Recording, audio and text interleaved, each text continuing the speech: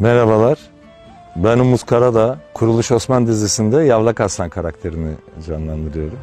Evet, ilk geldiğim zaman bacası tütmeyen bir fabrika olarak gördüm. Gerçekten çok özenle hazırlanmış. Her şey ayrıntılı düşünülmüş, yani ayakkabıdan kostüme, işte makyajdan sanatın ayrı ayrı konteynerları, çalışma alanları var. O çok etkiledi beni. Ondan sonra burada bir hayat devam ediyor. Koyunlar, kediler, köpekler falan.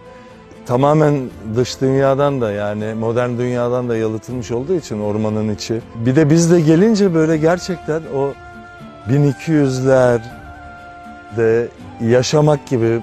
Başlarda zorlandık tabii. Bir de pandemi döneminden çıktığımız için evde otur. İyice hamlamışız. Birdenbire bir girdik çalışmaya. İşte hem kondisyon, esneme, hem at binme, ondan sonra tekrar kılıç çalışmaları falan.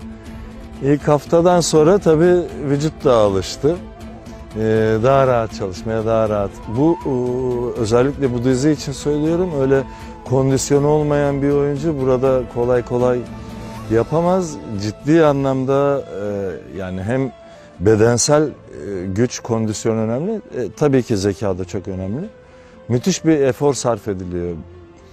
Herkes tarafından, sadece oyuncular tarafından da değil. Yani oyuncu arkadaşlarımın genelde hepsiyle çok güzel bir alışverişim var. Benzetmek gibi olursa bu pimpon topu gibidir oyunculuk. Yani karşıdaki oyuncu arkadaşınla, partnerinle o top düşmeden, yana sağa sola gitmeden tık alışveriş işidir.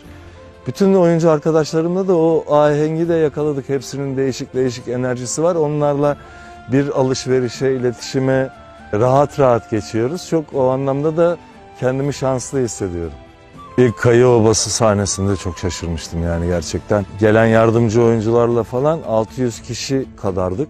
Gelen giden yaşıyor yani. Hem de böyle gürül yaşıyor. O beni çok etkilemişti. Rol hakkında fazla ipucu vermeyeyim ama işte Bizans sınırını koruyan bir beylerbeyi Yavlak Arslan. Erk yarışının içinde olan, Türk devleti kurmak isteyen, aynı zamanda da çok güçlü, iktidar sahibi olabilmek için, erk sahibi olabilmek için, hükmedebilmek için sürekli bir yarış hali söz konusu. Ve gerçekten büyük hizmetleri geçmiş. Hala günümüzde Kastamonu'da onun yaptırdığı medrese, kütüphane, hamamlar falan duruyor ayakta hala. Kurulacak Türk devletinin başında olmak istiyor, kendi kurmak istiyor. Tabii ki bu anlamda Osmanlı çatıştığı noktalar da olacak. Bizans ve Moğol tehlikesine karşı da stratejik olarak birlikte yan yana, omuz omuza bence mücadele edecekler. Bizi her hafta gerçekten evlerinizde ağırlıyorsunuz. Çok teşekkürler. Güzel yerlere taşıdınız. Bizler de size layık olmaya gayret ediyoruz. Umarım daha da memnun kalacaksınız.